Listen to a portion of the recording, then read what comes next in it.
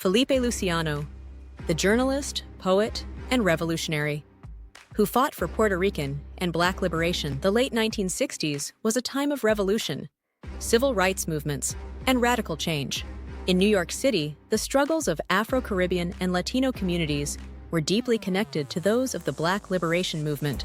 At the intersection of these fights stood Felipe Luciano, a Puerto Rican-American activist, journalist, and poet, who helped shape the Young Lords Party, an organization that fought for social justice and the empowerment of marginalized communities.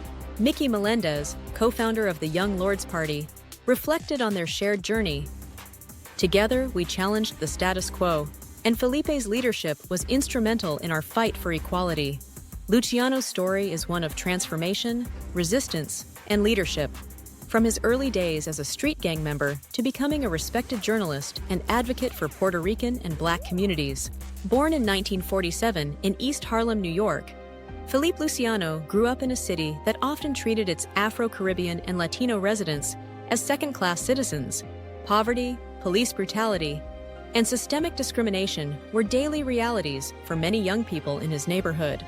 As a teenager, Luciano became involved with the Reapers, a local street gang.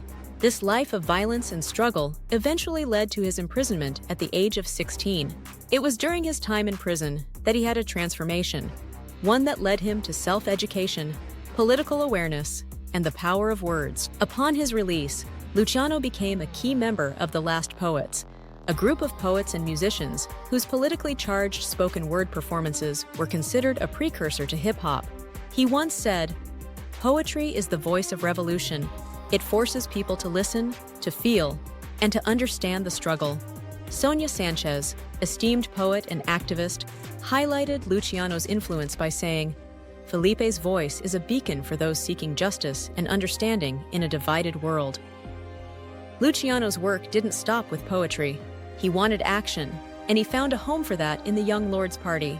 Inspired by the Black Panther Party, the Young Lords Party was founded in 1969 by a group of radical Puerto Rican activists who sought to empower their people, challenge systemic oppression, and demand basic rights for the community. Luciano became one of the founding members of the New York chapter and was later elected its first chairman. The Young Lords organized protests, free food programs, healthcare initiatives, and education programs. They demanded better housing, an end to police brutality, and independence for Puerto Rico. Luciano was instrumental in spreading their message through media and public speeches, emphasizing the connection between Puerto Rican liberation and the broader struggle for Black and Latino justice. In one of his speeches, he declared, "We are not beggars. We are a people with a history of resistance, a people who deserve dignity, power, and respect." One of the most powerful actions of the Young Lords under Luciano's leadership was the takeover of the First Spanish United Methodist Church in East Harlem, where they turned the church into a community center, offering food, healthcare, and educational resources.